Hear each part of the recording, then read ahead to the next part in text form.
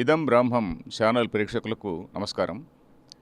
ఈరోజు ఒక చిన్న విలక్షణమైన కార్యక్రమం. ఈరోజు చర్చ విషయం ఏంటంటే, ఇప్పుడు మన ఆంధ్రదేశంలో కూడా ఒకప్పుడు తమిళనాడులో ఎలాగైతే బ్రాహ్మణులపైన అర్చకులపైన ఒక సిస్టమేటిక్ దాడులు జరిగాయో ఆంధ్రప్రదేశ్లో రెగ్యులర్గా వస్తున్నాయి. ఈ అర్చకులపైన దాడులు అనేటువంటి దాని వెనుక మనం ఏ విధంగా అర్థం చేసుకోవాలి? అది కేవలం ఏదో అర్చకులు ఎవరో గ్రామంలో ఉన్నటువంటి ఆకతాయి వాళ్ళు వచ్చి వాళ్ళు ఏదో కొట్టారు అని అర్థం చేసుకోవాలన్నా, దీని వెనుక ఏదైనా ఒక పెద్ద వ్యూహం ఉన్నదా అనేది మనం అర్థం చేసుకోవాలి. ఈ విషయమై మనతో చర్చించడానికి ఇదివరకే ఈ రంగంలో మంచి అనుభవం ఉన్నటువంటి వ్యక్తులు. వారెవరంటే, ఒకరు భాస్కర్ రాజ్ ముదిరాజ్ గారు. వీరికి ధర్మ మార్గం అనేటువంటి ఛానల్ ఉన్నది, యూట్యూబ్ ఛానల్. వీరు సంస్కృత పండితులు. తర్వాత ఋగ్వేదము, యజుర్వేదము వీటన్నిటిపైన కూడా కృషి చేశారు. వాటిని పైన ఉన్నటువంటి భాష్యాలను కూడా కొంచెం చదివి వాటిని తెలుగు భాషలోకి అనువదించి వాటిలో ఉన్నటువంటి సామాజిక అంశాలపైన కొంచెం ఫోకస్ చేస్తూ కృషి చేసినటువంటి వారు. ఇంకొక వ్యక్తి ఎవరంటే, వారు కళ్యాణ్ కుమార్ గారు. శివశక్తి అని ఒక ఆర్గనైజేషన్ మనందరికీ తెలిసిందే. చాలా బాగా గట్టిగా పోరాడేటువంటి ఒక పోరాట పటిమ ఉన్నటువంటి ఒక ఆర్గనైజేషన్కి సంబంధించినటువంటి కళ్యాణ్ కుమార్ గారు. వీరిద్దరు కూడా ఇక్కడ ఉన్నారు.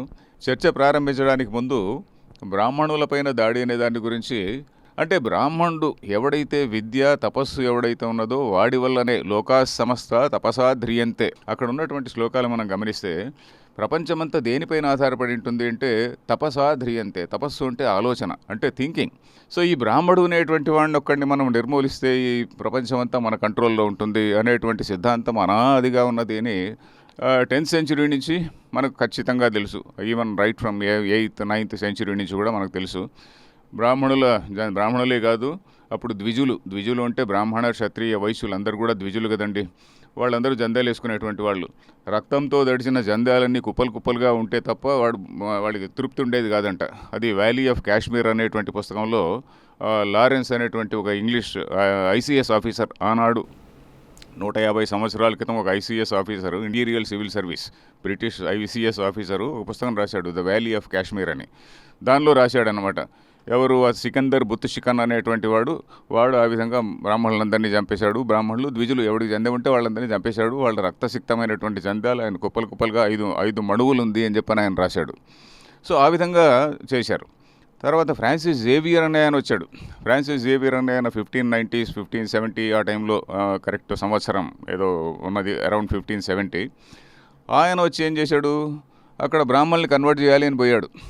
ఈ బ్రాహ్మణులు కొన్ని ప్రశ్నలు వేశారు వాళ్ళని. కాబట్టి మన వాళ్ళు చాలా లాజికల్గా చాలా ప్రశ్నించుకొని, వాళ్ళు బ్రహ్మ అంటే గాడ్ అనుకోండి, దేవుడు అనేటువంటి దాని యొక్క తత్వం ఈ విధంగా ఉన్నది అని మన వాళ్ళు చెప్పారనమాట.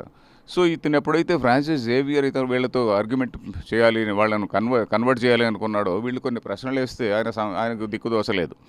కాబట్టి ఆయన ఏమన్నాడు, ఇక్కడ ఈ బ్రాహ్మణులు అనేటువంటి ఒక విచిత్రమైనటువంటి ఒక సెక్ట్ ఉన్నది, వీళ్ళను మనం నిర్మూలిస్తే తప్ప మనం మన క్రైస్తవ మతాన్ని స్థాపించలేము అని చెప్పని ఆనాటి పోర్చుగీస్ రాజుకి ఒక లెటర్ కూడా రాశాడు.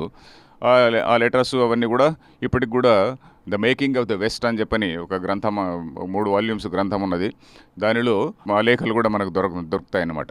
అనాదిగా ప్రాచీన కాలం నుంచి ఇస్లామిక్ దండయాత్రలు కావచ్చు, క్రిస్టియన్లు కావచ్చు, వాళ్ళ ఒక పాలసీ ఏమున్నదంటే, బ్రాహ్మణుడు అనేటువంటి వాడిని మనం ఎలిమినేట్ చేస్తే then you can control the whole India, భారతదేశం మొత్తాన్ని మనం ఆక్రమించవచ్చు అని. సో అదే దాన్ని బ్రిటిష్ ప్రెసిడెన్సీ కింద, దీని కింద ఉండేది కదండి, కంట్రోల్ కింద మెడ్రాస్ అంతా ఉండేది కదా, మెడ్రాస్ ప్రెసిడెన్సీ ఉండేది కదా. సో మెడ్రాస్ రాజ్యంలో, ఆనాటి తమిళ రాజ్యంలో వాళ్ళు చాలా సక్సెస్ఫుల్గా దాన్ని అమలు చేయగలిగారు. సక్సెస్ఫుల్గా అమలు చేసి దేశంలో ఇట్లా వీళ్ళు బ్రాహ్మణులు అనేటువంటి వీళ్ళందరూ కూడా బయట నుంచి ఎక్కడి నుంచినో వచ్చినటువంటి వాళ్ళు మిమ్మల్ని అందరినీ అణగదొక్కారు అనేటువంటి ఒక సిద్ధాంతాన్ని ప్రజల్లో బాగా వ్యాపింపజేశారు. తర్వాత బ్రాహ్మణులు అనేటువంటి వాళ్ళు ఈ క్యాస్ట్ అనేటువంటి దాన్ని క్రియేట్ చేశారు. బ్రాహ్మణ్ అనేటువంటి దాన్ని మనం ఎలిమినేట్ చేస్తే సొసైటీలో ఒక సోషల్ జస్టిస్ వస్తుంది అని చెప్పని అన్నారు. అని వాళ్ళు సమాజంలో ఏదో వాళ్ళు బ్రాహ్మణుల్ని తమిళనాడులో దాదాపు ఎలిమినేట్ చేశారు. ఎలిమినేట్ అంటే పూర్తిగా చంపేయలేకపోయినా వాళ్ళని పూర్తిగా ఇర్రెలవెంట్ చేసేసారన్నమాట. ఇర్రెలవెంట్ చేసేయడం అక్కడ జరిగింది. తమిళనాడు నుంచి ఏమైంది, బ్రాహ్మణులు చాలామంది వలసపోవడము, ఏదో కొంతమంది మిగతా వాళ్ళు ఉంటే వాళ్ళు ఏదో చిన్నగా బతుకులు లాగడము జరుగుతున్నది. ఇప్పుడు ఆంధ్రప్రదేశ్లో కూడా ఇట్లాంటి పరిస్థితి ఏర్పడింది. ఆంధ్రప్రదేశ్లో కూడా ఎందుకు ఈ కన్వర్షన్స్ పెరిగిపోయింది. ముఖ్యంగా ఆంధ్ర ప్రాంతంలో, కోస్టల్ ఆంధ్ర ప్రాంతంలో కన్వర్షన్స్ పెరిగిపోవడం వల్ల ఈ బ్రాహ్మణులపైన దాడులు అనేటువంటివి ఇప్పుడు జరిగింది. ఇప్పుడు మనము ఏదో ఎవరింట్లో ఏ శుభకార్యం కావాలన్నా ఒక బ్రాహ్మణుడు కావాలి. ఆ బ్రాహ్మణ్ణి మనం పిలుస్తాము. సో ఒక బ్రాహ్మణ్ణి మనం ఒక విలేజ్కి వెళ్ళిన బ్రాహ్మణ్ణి ఏదో వాడిని తనడమో కొట్టడమో చేస్తే ఆయన నెక్స్ట్ టైం పోడు. ఆ వృత్తి వదులుకొని ఇంకేదో వృత్తిలోకి వస్తాడు. ఇదంతా మనకు అనవసరం అని. సో ఇప్పటికే బ్రాహ్మణులు చాలామంది గ్రామాల నుంచి వెకేట్ అయినారు. ఇప్పుడే చాలా కారణాల వల్ల వాళ్ళ భూములు లాక్కోబడ్డం వల్ల, అనేక కారణాల వల్ల బ్రాహ్మణులు విలేజెస్లో లేరు. ఇప్పుడు విలేజ్లో బ్రాహ్మణులు లేకపోవడం వల్ల ఏమవుతుంది, ఒక రిలీజియస్ వ్యాక్యూమ్ ఉంటుంది. ఆ రిలీజియస్ వ్యాక్యూమ్ను మన పాస్టర్ గారు లేకుంటే ఇంకో మౌల్వి గారు వాళ్ళు ఫిలప్ చేస్తారన్నమాట. ఇది వాళ్ళ ఆశయం. ఇప్పుడు మొట్టమొదటిగా మన వీళ్ళిద్దరిలో ఒక ఆయన యంగ్ మ్యాన్, ఒక ఆయన సీనియర్ మ్యాన్ ఉన్నారు. భాస్కర్ రాజు గారు కొంచెం సీనియర్ పర్సన్. వారు వేదాలపైన కూడా కృషి చేసినటువంటి వారు. వారి అభిప్రాయాన్ని కొంచెం ఈ బ్రాహ్మణుల అర్చకులపైన దాడులు ఉన్నటువంటిది ఏ విధంగా మనం అర్థం చేసుకోవాలి.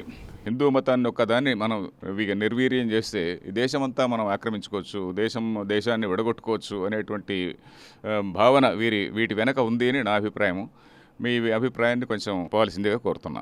మీ గురించి కొద్దిగా చెప్పుకొని ఆ తర్వాత ఈ అర్చకులపైన దాడి గురించి చెప్పాల్సిందిగా కోరుతున్నా. ధన్యవాదాలండి. నా పేరు భాస్కర్ రాజు. ఇదం బ్రాహ్మం ఛానల్ వీక్షిస్తున్న ప్రేక్షకులందరికీ కూడా నమస్కారం. వృత్తిరీత్యా నేను ఆర్థోపెడిక్ సర్జన్ని.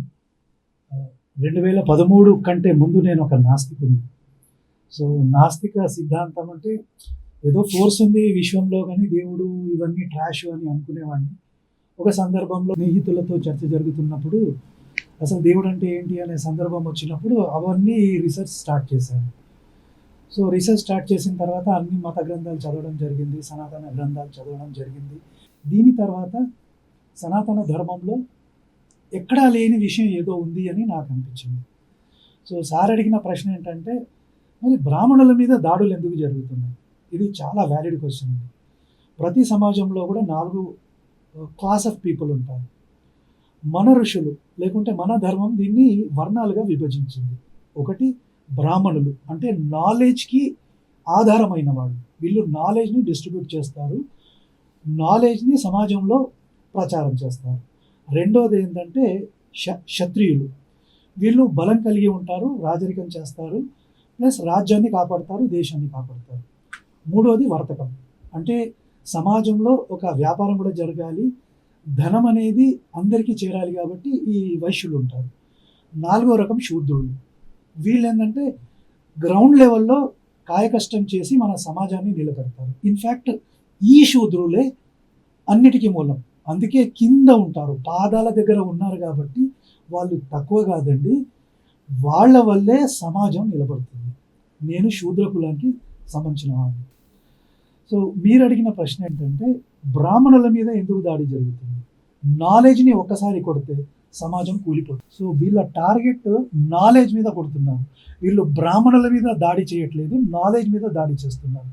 ఒక సమాజంలో ఎప్పుడైతే నాలెడ్జ్ అనేది నశించిపోతుందో ఆక్రమణ చేయడం చాలా చాలా ఈజీ అయిపోతుంది. అందుకే అటాక్ జరుగుతుంది. మనం జనరల్గా అనుకుంటాం, మీరు వర్ణా సిస్టమ్ గురించి చెప్తున్నారండి, అది ఎప్పుడో జరిగింది కదా. ఈ రోజు కూడా వర్ణా సిస్టమ్ ఉంది మన సమాజంలో. ఇప్పుడు గొప్పగా చదువుకున్న వాళ్ళు ఉన్నారు, కలెక్టర్ కావచ్చు, వీళ్ళంతా కూడా ఎవరండి? వీళ్ళు నాలెడ్జ్ ఉన్న వాళ్ళే, బ్రాహ్మణులు ఒక రకంగా. నెక్స్ట్ ఇప్పుడు క్షత్రియులు ఉన్నారు, అంటే ఆర్మీ ఇవన్నీ ఉన్నాయి. నెక్స్ట్ వ్యాపారం చేసే వాళ్ళు కూడా ఉన్నారు. అలాగే 4th క్లాస్ ఎంప్లాయీస్ ఉన్నారు. సో ఇప్పుడు నేను ఒక ప్రశ్న అడుగుతాను, దాన్ని మా కళ్యాణ్ కూడా చెప్పాలి. వివక్ష అనేది ఈ సమాజంలో కూడా ఉందండి. వీళ్ళు ఏమంటారంటే, లేదండి ఆ కాలంలో కూడా వివక్ష ఉంది, బ్రాహ్మణుడు శూద్రుడిని దగ్గర రానియాలి. నేను ఒకటే ప్రశ్న అడుగుతాను, ఒక కలెక్టరు తన 4th క్లాస్ ఎంప్లాయీ పక్కన కూర్చొని అన్నం తింటాడా? తినడండి. అంటే వివక్ష ఈ రోజు కూడా ఉంది. వీళ్ళు అంటారు అట్లా ఇట్లా కూర్చొని, అంటే అది తప్పైనప్పుడు ఇది తప్పే మరి, కాదంటావా? కరెక్టే. ప్యూన్తో కూర్చొని ప్రతి మన దేశంలోనే కాకుండా ప్రపంచంలో ఎక్కడ ఏ దేశం చూసినా కూడా ఈ హైరార్కీ ఉండనే ఉంటుందండి. హైరార్కీ ఉండనే ఉంటుంది, ఎప్పటికీ ఉంటుంది. అది విషయము. కొన్ని ఆచారాలు ఉన్నాయి, కొన్ని సాంప్రదాయాలు ఉన్నాయి, మరి ఆచారాలు ఉంటాయి అన్ని చోట. అంతేందుకంటే ఇప్పుడు మన బుద్ధ సాహిత్యం చూస్తే కూడా ఒక బుద్ధుడిని ముట్టుకుంటే అన్యుడు, ఆ బుద్ధ సన్యాసి కూడా వెళ్ళి స్నానం చేసి రావాలని ధమ్మపాదాలో ఉంది. మరి బుద్ధుడిని కూడా అంటరానితనం ప్రోత్సహించడం చెప్పాలా మనం? ఇది అంబేద్కర్ తన బుక్లో రాశారు. ఓహో, గుడ్ గుడ్. సో ఇప్పుడు అంబేద్కర్, సరే అంబేద్కర్కి సనాతన ధర్మం అంటే నచ్చలా, మరి బుద్ధిజం నచ్చింది కదా, అక్కడ కూడా ఇదే వివక్ష ఉంది కదా, మరి దాన్ని కూడా తప్పు పట్టాలి కదా. ఇన్ఫ్యాక్ట్ ఆయన రాశాడు ఆయన బుక్లో, అన్యుడు ముట్టుకుంటే ఈ బౌద్ధ సన్యాసి కూడా వెళ్ళి స్నానం చేయాలి. వివక్ష అనేది ప్రతి సమాజంలో ఉంటుంది, ఎత్తు తగ్గులు ఉంటాయి. అది మితిమీరినప్పుడు ప్రమాదం, కానీ ప్రతి దాన్ని తీసుకొని నేను ఇష్యూ అది ఎందుకు చేస్తాను. వివక్ష అనే కంటే ఆ కాలంలో కూడా వీళ్ళు చదువుకున్న వాళ్ళు కాబట్టి కొంచెం ఆరోగ్యం పైన శ్రద్ధ ఉందండి. ఎందుకంటే వీళ్ళు కూడా చాలామంది ఆయుర్వేద శాస్త్రం ఇవన్నీ కూడా తెలిసినటువంటి వాళ్ళు. సో కాబట్టి మంచి నీళ్లు ప్యూర్గా ఉండాలి, అన్నం ప్యూర్గా ఉండాలి అనేటువంటి విషయం తెలుసు. అన్నం ఎట్లా కాబట్టి దాన్ని మెయింటైన్ చేయడం కోసం వాళ్ళంతా వాళ్ళే ఒక కమండలంలో నీళ్లు తీసుకెళ్లేవాళ్ళు. ఎక్కడైనా నీళ్లు దొరికినప్పుడు దాన్ని ప్యూరిఫై చేసుకొని ఆ కమండలంలో పట్టుకునేటువంటి వాళ్ళు. ఇప్పుడు ఎలాగైతే మనం ఈ బాటిల్స్ పట్టుకొని తిరుగుతున్నామో అదేవిధంగా ఆ కాలంలో పట్టుకొని తిరిగేటువంటి వాళ్ళు. సో కొన్ని వర్గాల వాళ్ళు అవన్నీ వాళ్ళకి తెలియకపోవడం వల్ల వాళ్ళు పాటించలేదు, అందుకని రోగాలు వస్తాయనేటువంటి ఉద్దేశం కూడా ఉండొచ్చు. అనేక కారణాలు. ఎందుకంటే బ్రాహ్మణుల ఇళ్లలో కూడా ఏంటంటే వంట చేసేటప్పుడు తల్లి కొడుకుని దగ్గరికి రానివ్వదు, పూజ చేసేటప్పుడు తండ్రి కొడుకుని దగ్గరికి రానివ్వడు, వాళ్ళు దూరంలో ఉంటారు. ఇంకో ఎగ్జాంపుల్ ఇస్తాను సార్, మెడికల్ ఎగ్జాంపుల్ ఇస్తాను. యాజ్ ఎ సర్జన్ నేను థియేటర్లోకి వెళ్తా, ఈ డ్రెస్తో వెళ్తానా? డ్రెస్ ఉంటుంది, దానికి సపరేట్ ఉంటుంది, చేతులు కడుక్కోవాలి, గ్లౌస్ వేసుకోవాలి, అప్పుడు అక్కడికి వెళ్తాను. నార్మల్ డ్రెస్తో వచ్చినవన్నీ నా థియేటర్లోకి నేను రానియను. ఎందుకు అంటే ఒక ఎన్విరాన్మెంట్ ఉంటుంది అక్కడ, స్టెరైల్ ఎన్విరాన్మెంట్ ఉంటుంది. అది కూడా మీరు తప్పు పడతానంటే, ఇప్పుడు బ్రాహ్మణుడు ఉన్నాడు, గర్భగుడిలో ఉన్నాడు, పూజ చేస్తున్నాడు, నేను లోపలికి దూరతా, నన్ను గర్భగుడిలోకి రానియలేదు కాబట్టి ఇది వివక్ష అనకూడదు అక్కడ. ఇప్పుడు ప్రస్తుతము బ్రాహ్మణుల పైన జరుగుతున్న అటాక్స్ గురించి మీ అభిప్రాయం చెప్పండి, దాన్ని ఏ విధంగా అర్థం చేసుకోవాలి? ఇది ఒక క్యాల్కులేటెడ్ మూవ్. ఇప్పుడు మనం ఒకటి చూస్తాము సార్, మనకంటే ఓన్లీ హిందువులకని చెప్పట్లేదు, భారతదేశానికి యాజ్ ఎ హోల్ 3 మ్లేచ్ఛ సిద్ధాంతాలతో అపాయం ఉంది. నేను మ్లేచ్ఛ అనే పదం వాడుతున్నాను, నాకు ఎలాంటి మొహమాటం లేదు ఇలా వాడడానికి. ఒకటి నాస్తిక సిద్ధాంతమైన కమ్యూనిజము, రెండోది ఇస్లాము, మూడోది క్రిస్టియానిటీ. వీళ్ళు ప్రపంచంలో అన్ని దేశాలలో ఒకరినొకరు తన్నుకుంటారు, కొట్టుకుంటారు, చంపుకుంటారు. అబ్రహామిక్ రిలీజియన్స్ రెండు. ఈ కమ్యూనిజం అనేది అయితే ఉన్నారో అది మన దగ్గర కూడా ఉందండి. నాస్తికవాదం ప్రాచీన కాలం నుంచి ఉంది. చారువాకులు అన్నారు వీళ్ళని. చారువాక అందంగా మాట్లాడేటువంటి వాళ్ళు, మన కమ్యూనిస్టులు లాగానే వాళ్ళు కూడా అందంగా మాట్లాడేటువంటి వాళ్ళు. నేను ఈ మధ్య నేను రాసిన పుస్తకంలో కూడా 2 అబ్రహామిక్ రిలీజియన్స్, ఒక కమ్యూనిజం అని 3 ఫోర్సెస్, మొత్తానికి 3 ఫోర్సెస్ మీరు చెప్పింది correct. Continue please continue. So చిన్న క్లాస్ ఏంటంటే, చార్వాకానికి నాస్తిక సిద్ధాంతానికి చాలా తేడా ఉందండి. మనం చార్వాక సిద్ధాంతం గనక తీసుకుంటే, చార్వాకానికి సంబంధించిన ప్రత్యేకమైన బుక్ అయితే మనకి ఏది లేదు, ఇప్పుడు అవైలబుల్ లేదు. పోతే కొన్నిటి నుంచి ఎక్స్ట్రాక్ట్ చేసి కొందరు రాసిన బుక్స్ ఉన్నాయి. దాని ప్రకారం చారువాకులు ఏంటంటే, కావో పియో మజాకరు అంటే జీవితాన్ని ఎంజాయ్ చేయి, అప్పులు చేసి బార్కి వెళ్ళి తాగు, ఇలాంటిది చారువాక సిద్ధాంతం. ఇది నాస్తిక సిద్ధాంతం ఒకటి కాదు. పోతే ఈరోజు ఎవరైతే నాస్తికులని చెప్పుకున్నారో ఎవరు కూడా వాడికి తర్కం లేదు, లాజిక్ లేదు. ఈ 3 ఫోర్సెస్ కూడా ఈరోజు దాడి చేస్తున్నాయి. ఈ దాడి కేవలం బ్రాహ్మణుల మీద అని చెప్పడానికి వీల్లేదు. ఎందుకంటే సనాతన ధర్మం కానీ భారతదేశం కానీ ఈ 2 వేరు కాదు. సో బ్రాహ్మణుల మీద దాడి జరుగుతుందంటే నా మీద కూడా జరుగుతుంది, కళ్యాణ్ మీద జరుగుతుంది, మీ మీద జరుగుతుంది. ఇన్ఫ్యాక్ట్ మన భారతదేశంలో ఉన్న భారతీయుల మీద, అందరి మీద జరుగుతుంది. అది నా అభిప్రాయం అండి. ఈ అబ్రహామిక్ మతాలు కేవలం విశ్వాసం పైన ఆధారపడినవి, కేవలం విశ్వాసం అంతే. అలా చెప్పాడు, మా బుక్లో అలా ఉంది, నేను నమ్ముతాను అంతే.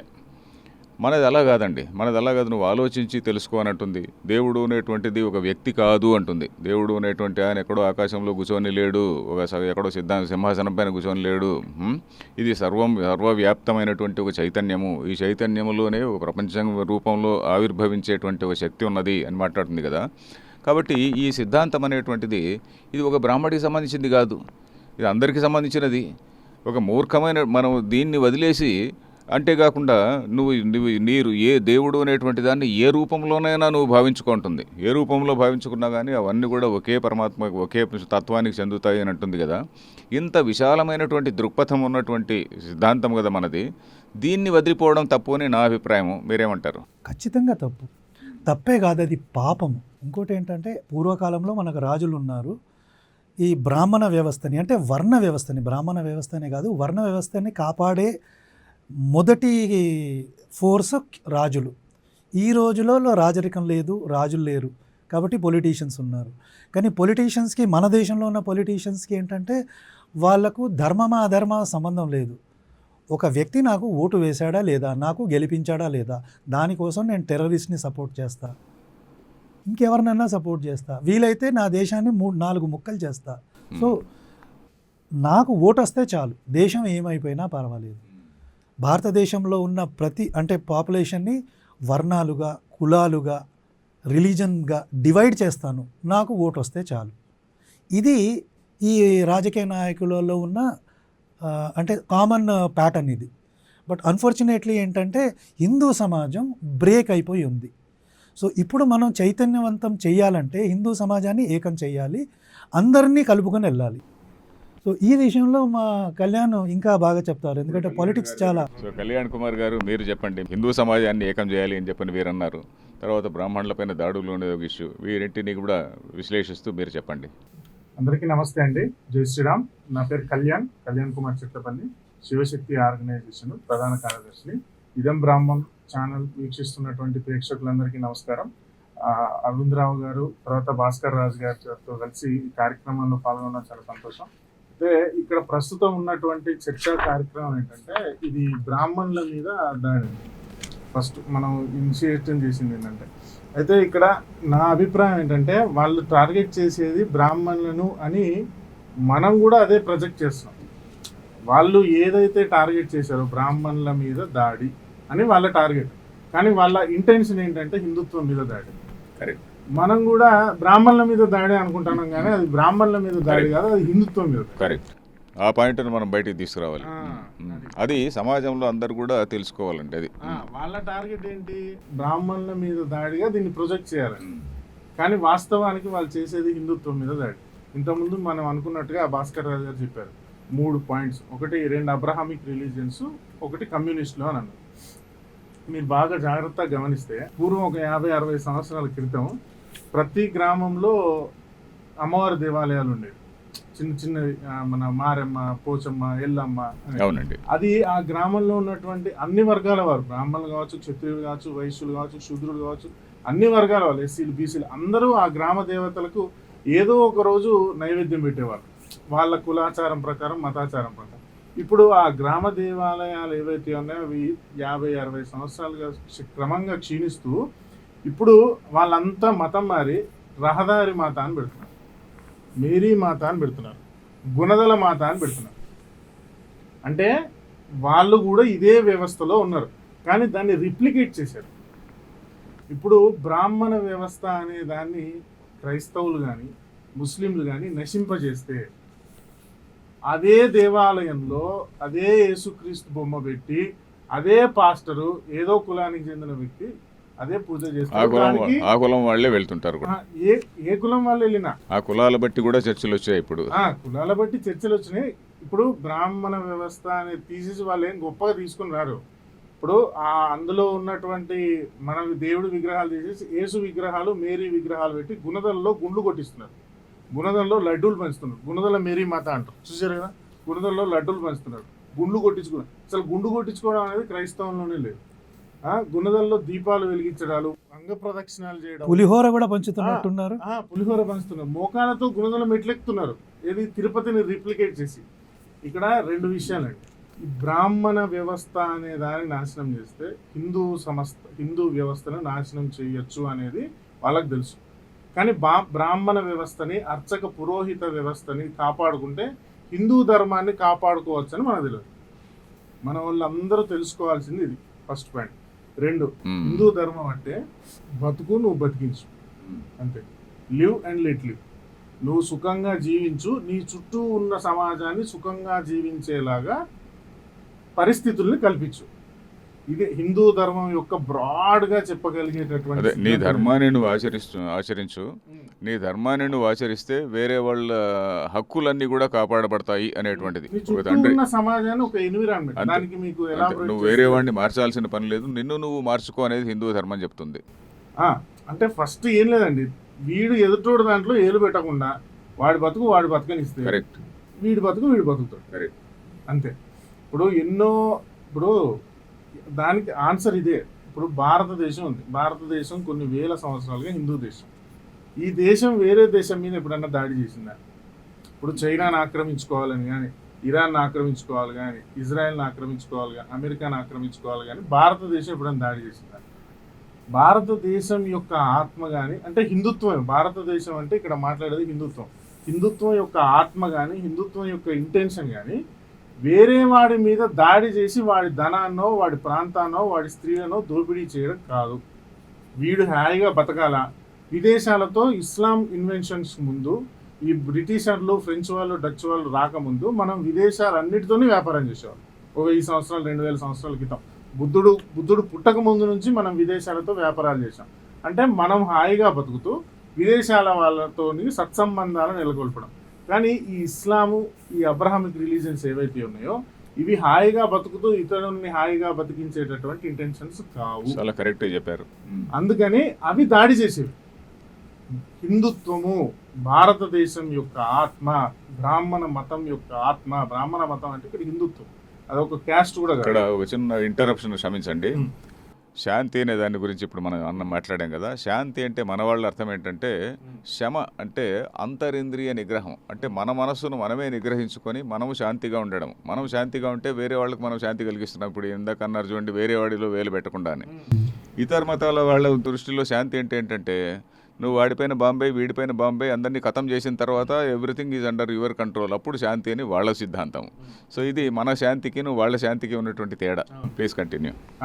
అంటే ఇక్కడ ఆత్మ, హిందుత్వము, భారతదేశము, బ్రాహ్మణ మతం అన్నా, బ్రాహ్మణులను ఏమన్నా అనుకోండి, దానికి మన ఆత్మ ఏంటంటే మనం హాయిగా బతకాల, ఎదుటోడు హాయిగా బతికేలాగా మనం వాడికి వ్యవహరించాలి. అందుకే మన భారతదేశం ఏ దేశం మీద దాడి చేయలేదు. మన మీద కొన్ని వేల మంది దాడి చేశారు. పోనీ ఊకున్నామా? ప్రతి శతాబ్దంలో, ప్రతి దశాబ్దంలో వాళ్ళ వెంబడబడ్డం, తిరగబడ్డం, పోరాడడం. అందుకే మనం ఇవాళ ఇక్కడ కూర్చొని మాట్లాడుకుంటాం. అయితే ఇక్కడ ఎందుకు బ్రాహ్మణ వ్యవస్థ మీద దాడి జరుగుతుంది అని తెలుసుకుంటే దాన్ని ఎట్లా ఎదుర్కోవచ్చు అనేటటువంటి చర్చ చేద్దాం. ఇక్కడ బ్రాహ్మణుల మీద, అర్చక పురోహితుల మీద, దేవాలయ వ్యవస్థల మీద దాడి జరుగుతుంది అనేది చూసుకోవాలి. ఫస్ట్ పాయింట్ ఈ వరంగల్ పూజారిని ముస్లిం అతను చంపేశాడు. వాడిని ఏమీ చేయాల, అరెస్ట్ చేశారు, రిలీజ్ చేశారు. మొన్న కాకినాడలో దేవాలయంలోకి వచ్చి అతను కూడా హిందువే, బ్రాహ్మణుడి మీద బూతులు తిట్టి కొట్టబోయాడు. అదొక పెద్ద చర్చ జరిగింది.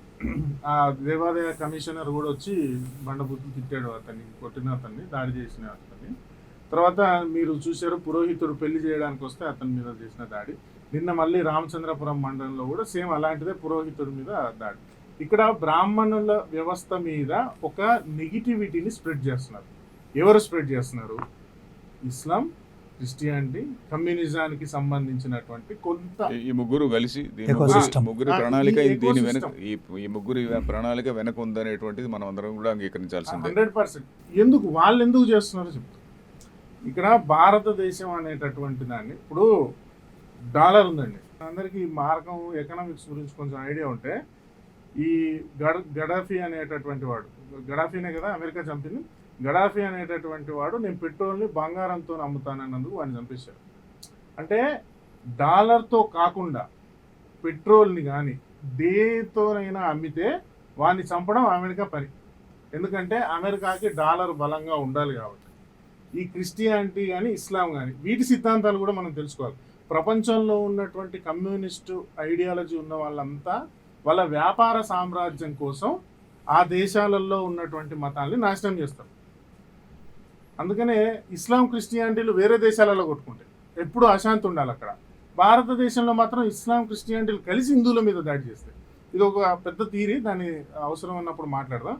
అయితే డాలర్తో కాకుండా వేరే దేనితో పెట్రోల్ని అమ్మినా వాడిని చంపేసేటటువంటి ఐడియాలజీ ఏ విధంగా అమెరికాకు ఉందో, అట్లా ఇస్లాం ప్రకారం ఒక ప్రపంచం మొత్తం అల్లా రాజ్యంగా తయారు చేస్తే అప్పుడు అల్లా దూత వచ్చి ఒక 40 సంవత్సరాలు ఈ ప్రపంచాన్ని పాలిస్తాడు. కాబట్టి ప్రపంచం మొత్తం అల్లా ఆజ్ఞ మేరకి ప్రపంచం మొత్తాన్ని ఇస్లాంగా మార్చాలి అనేది వాళ్ళ ఐడియాలజీ. ప్రపంచం మొత్తం క్రిస్టియానిటీగా మార్చాలి అనేటటువంటిది ఈ క్రిస్టియన్ కమ్యూనిటీకి సంబంధించిన టాప్ లెవెల్ వాళ్ళకు ఉన్నటువంటి ఐడియాలజీ. ప్రపంచంలో ఉన్నటువంటి ఎప్పుడూ అశాంతి కలిగించాలి, మతాల మధ్య కానీ ప్రాంతాల మధ్య కానీ ఎప్పుడూ గొడవలు పెట్టడం వల్ల అక్కడ గవర్నమెంట్స్ అటు ఇటుగా మారుతుంటే ప్రజలందరూ అటు ఇటుగా మారుతుంటారు, మనకు నచ్చినటువంటి పాలసీని ఆ దేశంలో చేసుకోవచ్చు అనేటటువంటి కమ్యూనిస్టుల ఐడియాలజీ. వాళ్ళ వనరులన్నీ కూడా దేశ వనరులు, వాళ్ళన్నిటి కూడా పెట్రోలియం, మనం బొగ్గులతో ఎక్స్ప్లాయిట్ చేసుకోవచ్చు. ఆ దేశంలో మన పపెట్ మన మన కీలు బొమ్మ అయినటువంటి ప్రభుత్వం ఎక్కడో ఉంటుంది, వాడిని మనం మేనేజ్ చేస్తూ మనం చేసుకోవచ్చు అనేది కమ్యూనిస్ట్ ఐడియా. సో ఇప్పుడు యాడ్ చేస్తాను నేను. కమ్యూనిస్టుల సిద్ధాంతం ఏంటంటే బూర్జువా వర్గం, శ్రామిక వర్గం అంటే ఓ 2 క్లాసెస్ ఉంటాయి. అంటే ఒకడు బాగా ఉన్నోడు, ఒకడు లేనోడు. వీడు అణచివేయబడ్డాడు కాబట్టి వీడు వాని మీద దాడి చేయొచ్చు, వాడిని ఆక్రమించుకోవచ్చు, దోచుకోవచ్చు. ఇక క్రైస్తవం, ఇస్లాంకి వస్తే ఒకడేమో నమ్మినోడు, ఒకడేమో నమ్మనోడు. సో నమ్మనోని కన్వర్ట్ అన్న చెయ్యి. పూర్వకాలంలో క్రిస్టియన్స్ చంపేశారు కూడా. ఇప్పుడు వాడు చంపకుండా వేరే రకంగా ఇంటర్నల్ ట్రబుల్స్ క్రియేట్ చేస్తున్నారు. ఒక కాలంలో క్రిస్టియన్స్ కూడా మతం మారినందుకు చంపేశారు, తలలు తీసేశారు. ఇంకా ఎక్కువ హత్యలు వాళ్ళే చేశారు ప్రపంచంలో చూస్తే. తర్వాత ఇస్లాం చేసేది ఇదే. అవును. అన్నిటికంటే పెద్ద జోక్ ఏంటంటే ఈ ముగ్గురికి కూడా రాజ్యాంగం మీద నమ్మకం లేదు. అదే కమింగ్ బ్యాక్ టు ఈ బ్రాహ్మణుల గురించి వస్తూ దీనికి వస్తూ అర్చకులకు అదే ఎందుకంటే ఇది సిద్ధాంతంలోకి వెళ్ళిపోయాం, అది వదిలేసి లాస్ట్లోకి వచ్చేసి నేను ఎలాబరేట్ చేయట్లేదు దాన్ని. అయితే ఈ 3 వర్గాలు ఏవైతే ఉన్నాయో ఈ 3 వర్గాలు ఈ దేశంలో ఇస్లాంలోకి మనుషుల్ని మార్చాలన్నా, క్రిస్టియానిటీలోకి మనుషుల్ని మార్చాలన్నా, మతాల మధ్య గొడవలు పెట్టాలన్నా ఇలా 3 వర్గాలు. అయితే ఒకడు సబ్జెక్ట్ రిలీజ్ చేస్తున్నాడు, ఏది బ్రాహ్మణ వ్యతిరేకమైనటువంటి సబ్జెక్ట్ కమ్యూనిటీస్ రిలీజ్ చేస్తున్నాడు. దాన్ని క్రిస్టియన్స్, ముస్లిమ్స్ విపరీతంగా ప్రచారం చేస్తున్నారు. ప్రచారం చేసి హిందువులలో ఉన్నటువంటి మిగతా వర్గాల వారికి బ్రాహ్మణుల మీద ద్వేషం కలిగించేలాగా ఒక లిటరేచర్ తయారు చేస్తున్నారు. కరెక్ట్. ఇప్పుడు మీరు సమాజంలో చూస్తే బ్రాహ్మణులు అంటే చాలా మందికి ద్వేషం ఉంది, బయటపడరు. ద్వేషం కాకపోయినా ఏదో ఒక అసంతృప్తి కానీ, అసూయ కానీ, కంటెంప్ట్ కానీ ఏదో ఉంటాయి, ఏదో ఉంది. వాడు మనతో చాలా సాన్నిహిత్యంగా ఉంటూనే అది కాదు, దానికి బ్రాహ్మణులు చేయగలిగింది ఏమన్నా ఉన్నదా? అదే సమస్య అనేది మనం ఇప్పటిదాకా క్లియర్గా చర్చించలేదు. దాడులు జరుగుతున్నాయి అని చెప్పుకుంటున్నాం అంతే. సమస్య ఏంటంటే బ్రాహ్మణ అనేటటువంటి ఒక వర్గమే హిందుత్వానికి రిప్రజెంటేషన్ అనేటటువంటిది మనం చెప్పాలి. బ్రాహ్మణ వర్గం మీద ఈ దాడి చేయడానికి ఈ ఇస్లాం కానీ, క్రిస్టియానిటీ కానీ, కమ్యూనిస్టులు కానీ వ్యూహం పడతారు, కానీ వాళ్ళు దాడి చేయట్లేదు. దాడి చేసేది అటువంటి మెజారిటీ హిందువుల్లో ఉన్నటువంటి మిగతా వర్గాలు వాళ్ళతోనే చేయిస్తున్నారు. దానికి కావాల్సినటువంటి లిటరేచర్ని పంచుతున్నారు, దానికి కావాల్సినటువంటి వ్యూహాల్ని పంచుతున్నారు, హిందువుల్ని విభజిస్తున్నారు. బ్రాహ్మణులు అనేటటువంటి వాళ్ళు మిమ్మల్ని అణిచివేశారని ఎస్సీలకు చెప్తున్నారు.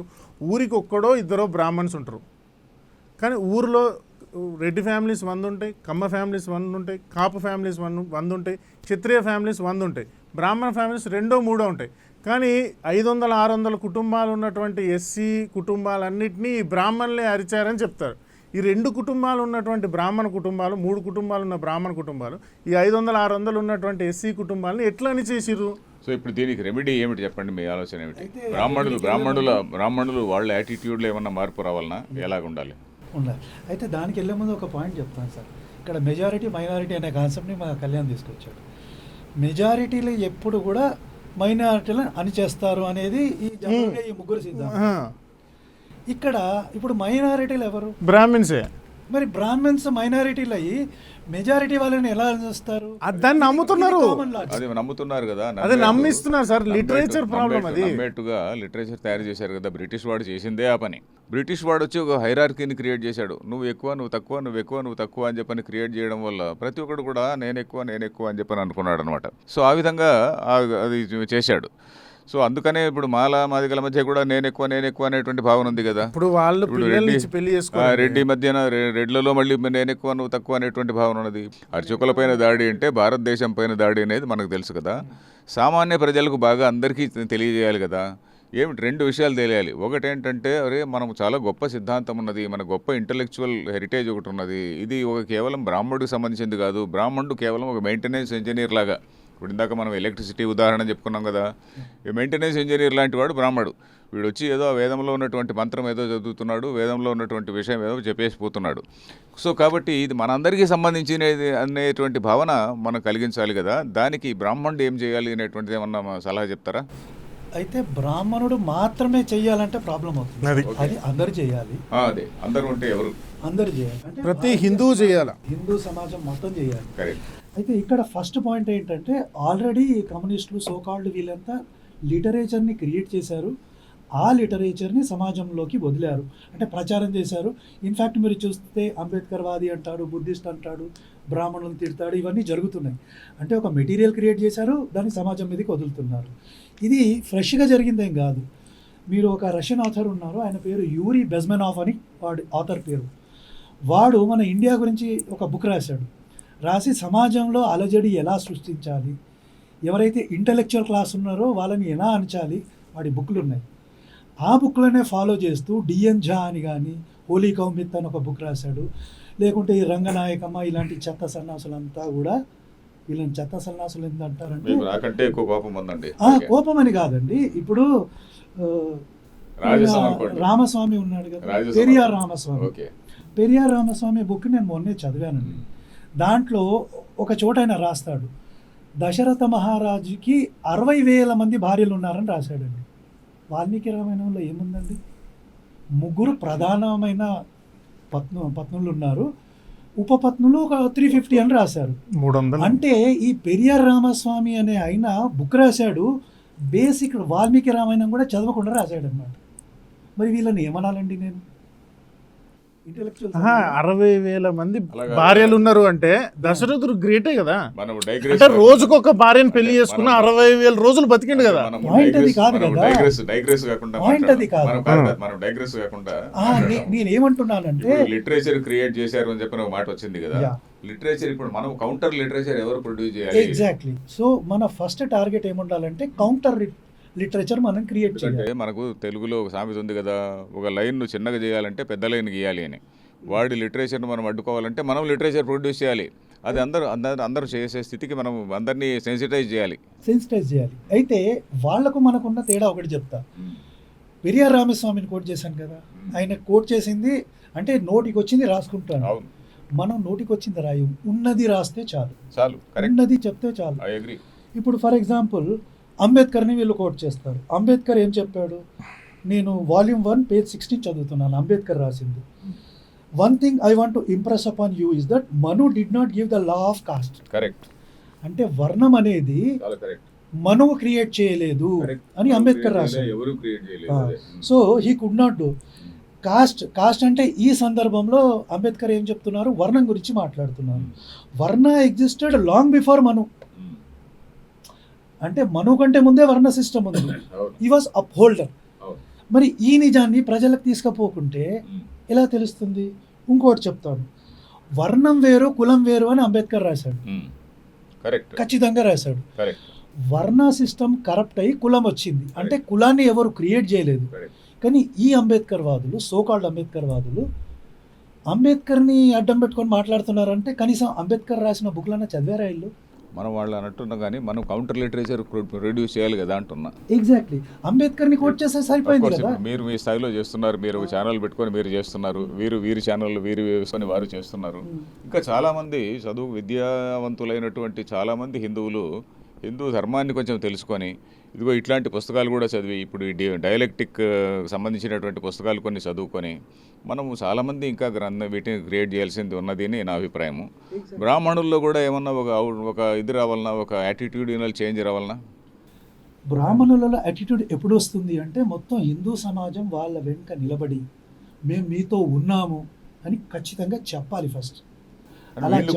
వీళ్ళ సైడ్ నుంచి కూడా కొంచెం ఉండాలి కదండి. కులం అనేది వంశం అండి. యాక్చువల్గా మన పూర్వీకులు కులం అనే ప్రతి చోట వాడింది వంశం. రఘుకులాన్వయ రత్నదీపం అంటే రఘువంశానికి చెందినటువంటి కులం అనేది అసలు అది మనకు సంబంధించింది. అది క్యాస్ట్ వేరు, కులం వేరు, జాతి వేరు, వర్ణం వేరు. ఒకవేళ మనం ప్రొఫెషనల్ గ్రూప్ అని తీసుకున్నా కూడా అది మనం క్రియేట్ చేసింది కాదు, సమాజం ఈ అవసరాన్ని బట్టి ఏర్పడింది. ప్లస్ ఇంకోటి, మన సనాతన ధర్మం అనేది ప్యాసివ్ అయిపోయింది, ప్రొపగేషన్ లేదు. అది మిషనరీ లాగా కావాలి ఈరోజు. అది చేయాల్సింది ఫస్ట్ ఏంటంటే బ్రాహ్మణుడు. కరెక్ట్. సో అది చేస్తే అంటే అది చేస్తే ఒకటి బాగుంటుంది, కానీ వీళ్ళకి ఆల్రెడీ కారం పెట్టింది ఈ ముగ్గురికి. బట్ మిషనరీ అయితేనే అది సమాజంలో. అంటే మిషనరీస్కి ఇప్పుడు ఫర్ ఎగ్జాంపుల్ ఉదాహరణకి క్రిస్టియానిటీ తీసుకోండి.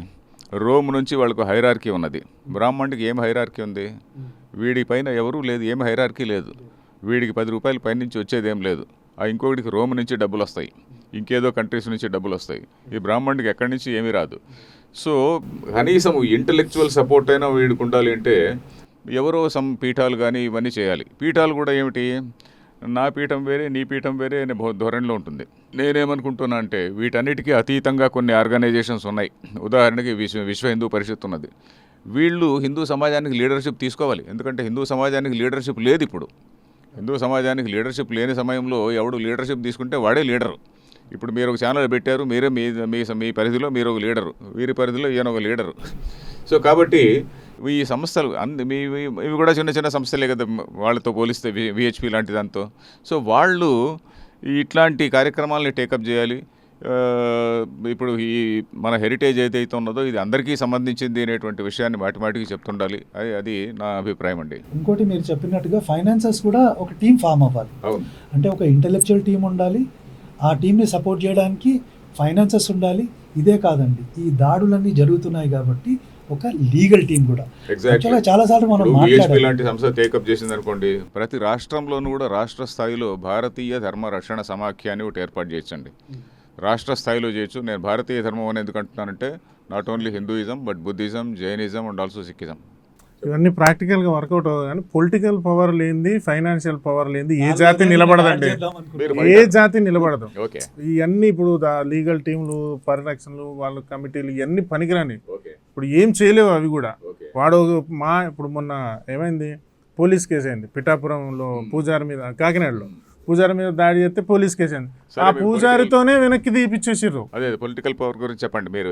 ఎలా పొలిటికల్ పవర్ ఇప్పుడు మ్యాక్సిమం బ్రాహ్మణ్స్ అంతా ఇంటలెక్చువల్సే ఉంటారండి. వీళ్ళందరూ అన్ని డిపార్ట్మెంట్స్లో ఉండరు. వీళ్ళు కనీసం ఆ బ్యూరోక్రసీలో అయినా కూడా, బ్యూరోక్రసీలో కానీ పొలిటికల్గా అయినా కొంత ఒక బలమైనటువంటి వర్గంగా మా వాళ్ళ మీద ఇట్లా దాడి జరిగితే ఖచ్చితంగా దీని మీద ప్రభుత్వాలకు తగిన బుద్ధి చెప్తాం అనేటటువంటి ఒక రెవల్యూషన్ అన్న తీసుకురావాలి. వీళ్ళల్లో అయినటువంటి పొలిటికల్ లీడర్స్ని ఎంకరేజ్ చేయాలి. సో బ్రాహ్మణుల్లో ఏపీలో అసలు ఒక్కడు కూడా ఏ పార్టీ ఇచ్చిందని బ్రాహ్మణ్స్కి? కోన రఘుపతి ఉన్నాడు, ఆయన బ్రాహ్మణుల్లోనే చైతన్యం రావాలంటారు మీరు? 100%. పొలిటికల్ పవర్, ఫైనాన్షియల్ పవర్ లేని జాతి నిలబడదండి. పొలిటికల్ పవర్ లేకపోయినా నోటి పవర్ అన్నా ఉండాలి.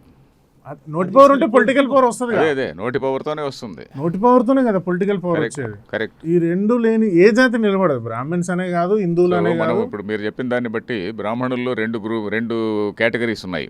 ఒకటి ఫీల్డ్ లెవెల్లో గ్రామాలకు వెళ్ళి పూజలు అర్చనలు చేయించేవాళ్ళు, పెళ్లి చేయించేవాళ్ళు ఒకరు. ఇంకొకటి మామూలుగా ఆఫీసుల్లో కూర్చొని ఇంకేదో పని చేసుకుంటూ ఉండేటువంటి వాళ్ళు. సో వీళ్ళిద్దరి మధ్యన కూడా కోఆర్డినేషన్ ఉండాలి. అది కూడా కరెక్టే. అది మీరు చెప్పింది చాలా ఇంపార్టెంట్ పాయింట్. ఎందుకంటే ఇప్పుడు ఎక్కడో ఒక లాయర్ ఉంటాడు, ఇంకెవరో ఒక ఐఏఎస్ ఆఫీసర్ ఉంటాడు. అంటే డ్యూటీ నిర్వహణలో ఒక లిమిట్ దాటి పోలేడు అనుకోండి. డ్యూటీ నిర్వహణ సంగతి పక్కన పెడితే అతను ఒక వ్యక్తిగా, ఒక బ్రాహ్మణుడిగా, ఒక ఇంటలెక్చువల్గా వాడు దాన్ని స్పందించాల్సిన అవసరం ఉంది. మన సిద్ధాంతాన్ని తెలుసుకోవాల్సిన అవసరం ఉన్నది. ఎందుకంటే ఒక పురోహితుడు సంస్కృతం చదువుకోలేడు. అదే ఇప్పుడు అడ్వకేటో ఇంకొకరు some other educated person, he has got greater opportunity. కాబట్టి వీళ్ళందరూ కూడా నిలబడాలి. వీళ్ళే కాకుండా వీళ్ళు మిగతా సమాజం గురించి వీళ్ళు కూడా మిగతా సమాజాన్ని యునైట్ చేయడానికి చదువుకున్నటువంటి బ్రాహ్మణులు చాలా ప్రయత్నం చేయాలి అని కూడా నేను అంటుంటా. అయితే ఒకటి యాడ్ చేస్తాను సార్. ఇప్పుడు ఒక ముస్లిం ఇంకో ముస్లింకి హెల్ప్ చేస్తాడు, irrespective of who is. Even ఖురాన్లోనే ఉంటుంది, ఇంకో ముస్లింని చంపొద్దు, ఇంకో విశ్వాసాన్ని చంపొద్దు. కావాలంటే క్రిస్టియన్లను చంపేయని ఉంటుంది, వేరే వాళ్ళని వేసుకోవచ్చు. అయితే వాళ్ళలో అంత యూనిటీ ఉంది. ఇప్పుడు మన సమాజంలో బ్రాహ్మణులే కాదు, ఓవరాల్గా హిందువులు అనుకుందాం, హిందువుల్లో లేదు. ప్రతి పోస్ట్లో ఉన్నారుగా. పోలీస్ స్టేషన్లలో వర్క్ చేస్తున్నారు, బ్యూరోక్రసీలో ఉన్నారు, పొలిటిక్స్లో ఉన్నారు. ఒక హిందూ వస్తే నేను హిందూకి సాయం చేయాలి అనే కనీసమైన కాన్సెప్ట్ ఎందుకు రాదు మనలో? అది కొంచెం కష్టం లేండి. ఎందుకంటే అఫీషియల్ ఇది చార్ట్, డ్యూటీ చార్ట్ ఒకటి ఉంటుంది.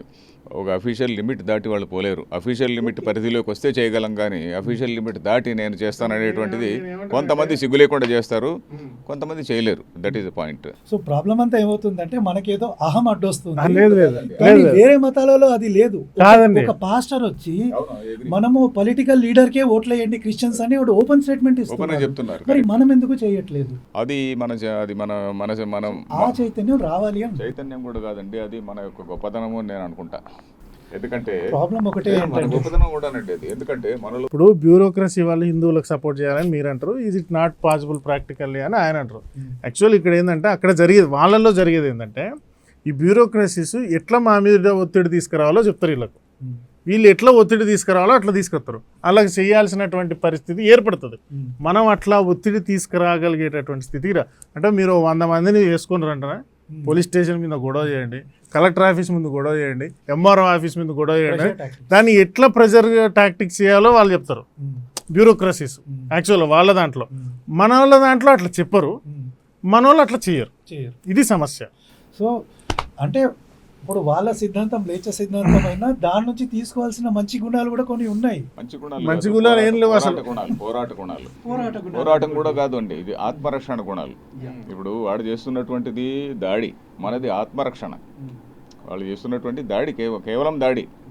వాడికి హిందూ మతాన్ని గెలుచుకుంటే 1 more country in there pocket అంతే. మనకు అలా కాదు, మనకు ఉన్నటువంటిదే ఒక దేశం. 1 more కాదండి, ప్రపంచ జనాభా 800 కోట్లు. 800 కోట్లలో 150 కోట్లు అంటే వాడికి దగ్గర 15-20% జనాభా వచ్చేసినట్టే. ఆల్రెడీ బయట 100 దేశాలను గెలవాలాడు. అవును. సో కాబట్టి దీనిపైన చాలా ఫోకస్ ఉంటుంది వాళ్ళకి. కాబట్టి మనం ఆత్మరక్షణలో ఉన్నాము. హిందువులందరినీ సెన్సిటైజ్ చేయాల్సినటువంటి బాధ్యత ఉందని నేను అనుకుంటాను. బ్రాహ్మణుల పరంగా చూసుకుంటే 2 అండి. వాళ్ళు ఏం చేయాలి అని అడిగినందుకు మీరు, వాళ్ళు ఒకటి ఫైనాన్షియల్గా, 2 పొలిటికల్గా స్ట్రెంగ్తన్ అవ్వాలి. పొలిటికల్గా ఇప్పుడు ఎన్ రామచంద్రరావు, కొన్ని ఎగ్జాంపుల్స్ కూడా చెప్తా. ఎన్ రామచంద్రరావు ఉన్నారు, మల్కాయిలో 1,00,000 మంది బ్రాహ్మణ్స్ ఉంటారు, 1,00,000 ఓట్లు ఉంటాయి అటు ఇటుగా ఆయన కాన్స్టిట్యున్సీలో. ఆయన 30,000 కూడా రావు. ఎందుకంటే ఆయన గెలిచినప్పుడు ఆయన గెలిచి వీళ్ళకి ఏం చేయలే, ఆయన గెలిచి ఆయనకి ఏం చేయాలని ఉంటుంది బ్రాహ్మణ్స్. అదే వేరే క్యాస్ట్లలో వాళ్ళు గెలిస్తే కనీసం వాళ్ళ వర్గం వాళ్ళకు మిగతా వాళ్ళకు కూడా సపోర్ట్ చేసేటోళ్ళు. అది అట్లా మల్కాయిరి ఎంపీ అనేది బ్రాహ్మణ్స్ మెజారిటీ అనేది అందరికీ తెలుసు. అక్కడ బ్రాహ్మిన్స్కి ఎంపీ టికెట్ సహజంగా ఇయ్యరు. ఇచ్చిన వాళ్ళు కూడా బ్రాహ్మిన్స్ కోసం పనిచేసే వాళ్ళు ఎవరు ఉండరు. సో పొలిటికల్గా వీళ్ళ గురించి మాట్లాడేటటువంటి వాళ్ళు లేనప్పుడు వీళ్ళు వెనకబడతారు. 2 ఫైనాన్షియల్గా ఏదైనా అవసరం వచ్చినప్పుడు, ఇంతకుముందు చెప్పారు వాళ్ళకు రోమ్ నుంచో వీళ్ళకు ఖతర్ నుంచో డబ్బులు వస్తాయి, మరి వీళ్ళకి ఎక్కడి నుంచి వస్తాయి? మరి ఫైనాన్షియల్గా ఒక సెటప్ లేదు. ఏ స్వామీజీకి ఆ స్వామీజీ చేసుకుంటూ వెళ్ళిపోతున్నారు. ఇటు ప్రజల గురించి వద్దాం. బ్రాహ్మణ వ్యవస్థ కానీ, ఈ అర్చక పురోహిత వ్యవస్థ కానీ వీళ్ళందరూ నశించిన తర్వాత కాశ్మీర్లో ఫస్ట్ బ్రాహ్మణ్స్ అందరినీ చంపేశారు, తర్వాత అన్ని కులాల వాళ్ళని చంపేశారు. గోవాలో ఫస్ట్ కన్వర్ట్ అయిపోయారు, మిగతా వాళ్ళు జనరల్లీ కన్వర్ట్ అయిపోయారు, చంపేశారండి. అంటే ఒక 1000 మందిలో ఒక 200 మందిని చంపేస్తే మిగతా 800 మంది మతం మారు కన్వర్ట్ అవుతారు. కరెక్ట్. 800 మంది మతం మారిన వాళ్ళు బానిసలుగా బతకడమే కదా. నువ్వు బానిసలాగా బతకాలా, స్వేచ్ఛాజీవిలాగా బతకాలా అనేది మిగతా చూసుకో. 2 గోవాలో బ్రాహ్మణులందరినీ చంపేసి మిగతా వాళ్ళందరినీ మతం మార్చారు, చంపేశారు. ఇక్కడ సమస్య ఏంటంటే ఈ బ్రాహ్మణ వ్యవస్థ, అర్చక పురోహిత వ్యవస్థ నాశనం చేసిన తర్వాత వాళ్ళ టార్గెట్ మీరే, అన్ని వర్గాల వాళ్ళు. ఈ బ్రాహ్మణ వ్యవస్థ అనేది హిందూ వ్యవస్థకు పునాది లాంటిది. ఇప్పటికీ నువ్వు హిందుత్వాన్ని రిప్రజెంట్ చేయాలి అంటే బ్రాహ్మణుల ఫోటోలనే రిప్రజెంట్ చేస్తారు. సిక్కుల్ని ప్రచారం చేయాలంటే తలపాగా పెట్టినది రిప్రజెంట్ ఫోటోలు పెడతారు. సో బ్రాహ్మణ వ్యవస్థ మనకు నచ్చినా నచ్చకపోయినా, అర్చక పురోహిత వ్యవస్థ నచ్చినా నచ్చకపోయినా, దే ఆర్ రిప్రజెంటేటివ్ టు సనాతన ధర్మ.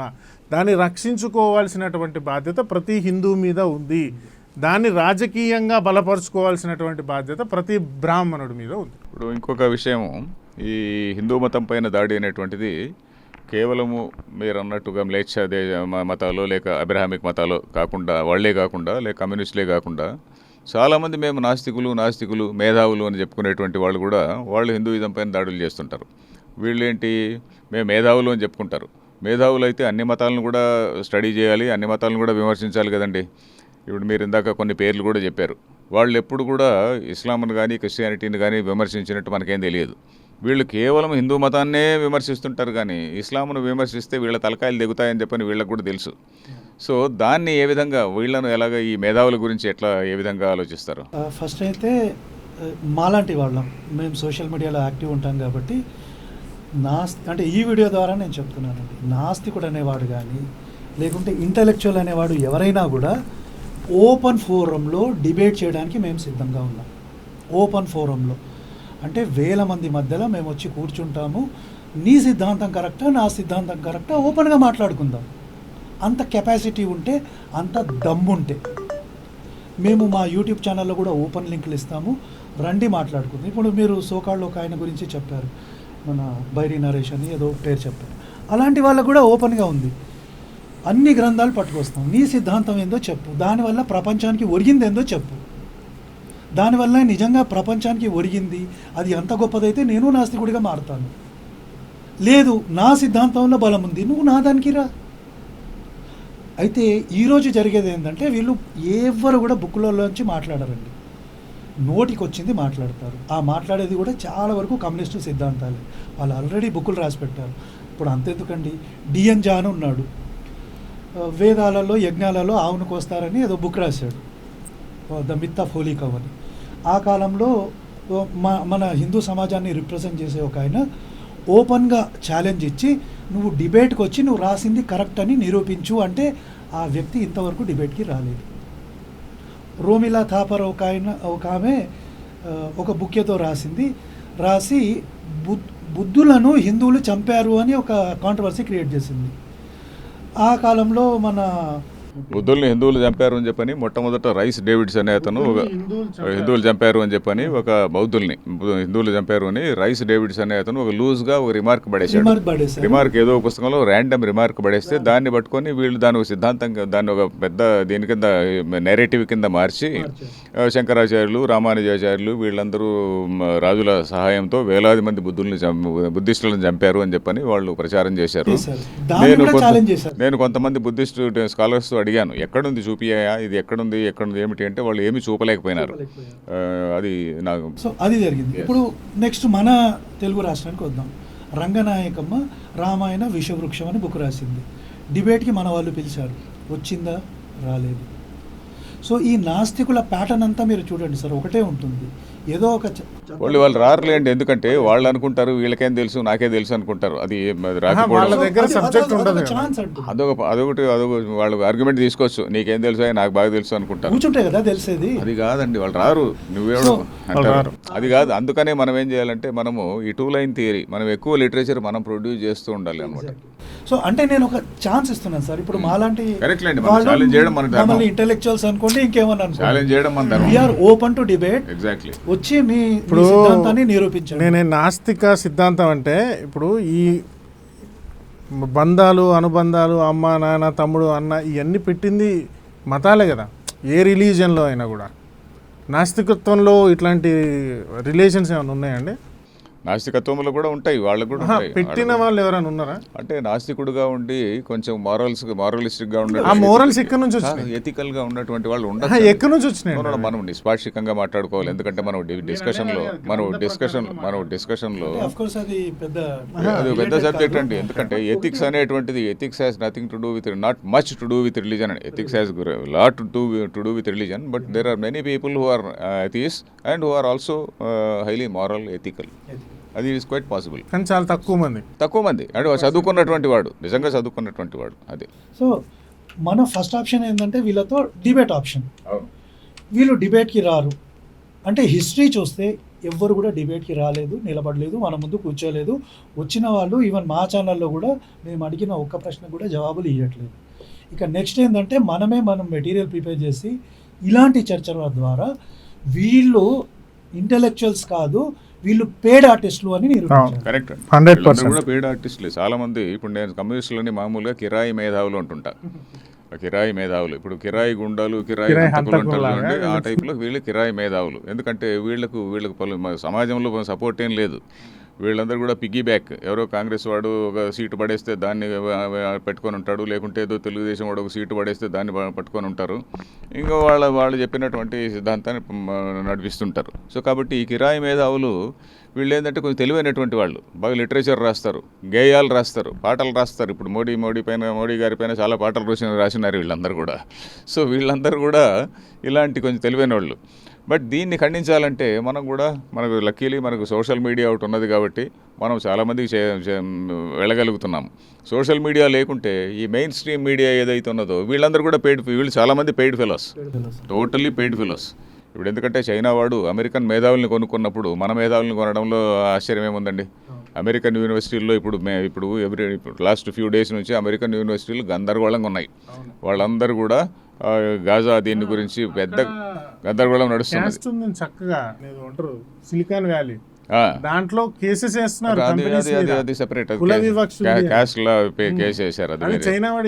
అది అదే చైనా వాడు అమెరికన్ సొసైటీని డిస్ట్రాయ్ చేయడానికి వాడు చాలా రకరకాలుగా బ్రహ్మాండంగా ప్రాపర్ మీడియా ఛానళ్ళకి వాళ్ళందరికీ కూడా కొంచెం తెలివి వస్తున్నది. కానీ బట్ స్టిల్ వాడు మన భారతదేశంలో జోక్యం చేసుకొని భారతదేశంలో ఉన్నటువంటి మీడియాని ఇన్ఫ్లుయెన్స్ చేస్తూ చైనా వాడు ఇన్ఫ్లుయెన్స్ చేస్తాడు, వెస్టర్న్ అబ్రహామిక్ రిలీజియన్స్ ఇన్ఫ్లుయెన్స్ చేస్తుంటారు. మన అదృష్టం సోషల్ మీడియా, మన అదృష్టం మన పొలిటీషియన్స్ అండి. వీళ్ళు అవినీతి చేయడం వల్ల వాడు 100 కోట్లు ఇస్తే 90 కోట్లు తినేసి 10 కోట్లే ఖర్చు పెడుతున్నాడు కాబట్టి జరగట్లేదు. కానీ నిజంగా వాడు 100 కోట్లు ఖర్చు పెడితే చాలా దారుణంగా ఉంటుంది. అది కూడా కరెక్టేనండి. బహుశా ఆ రిలీజియస్ నెట్వర్క్ కూడా అలా ఉందేమో మనకు తెలియదు. సో థ్యాంక్ యూ అండి. ఇప్పుడు ఇంతవరకు అనేక విషయాలు ప్రస్తావించాం. ఇంకేమైనా ఇంపార్టెంట్గా మీరు చెప్పదలుచుకుంటే చెప్పండి, మీరు కానీ వీరు కానీ. ఇప్పుడు చర్చ బ్రాహ్మణుల మీద జరిగేటటువంటి దాడి కాబట్టి బ్రాహ్మణ వ్యవస్థని దాడి అనేది ప్రతి హిందూ మీద జరిగినటువంటి దాడిగా భావించాలి. ఎందుకంటే అర్చక పురోహిత వ్యవస్థ అనేది నాశనం అయిపోతే మన దేవాలయానికి సంబంధించి దానికి అనుబంధం ఉన్నటువంటి ప్రతి వ్యవస్థ నాశనం అయిపోతుంది. కుండల దగ్గర నుంచి, పూల దగ్గర నుంచి ఎన్నో లక్షల కోట్ల మంది పండుగలప్పుడు కొన్ని లక్షల కోట్ల వ్యాపారాలు జరుగుతాయి భారతదేశంలో.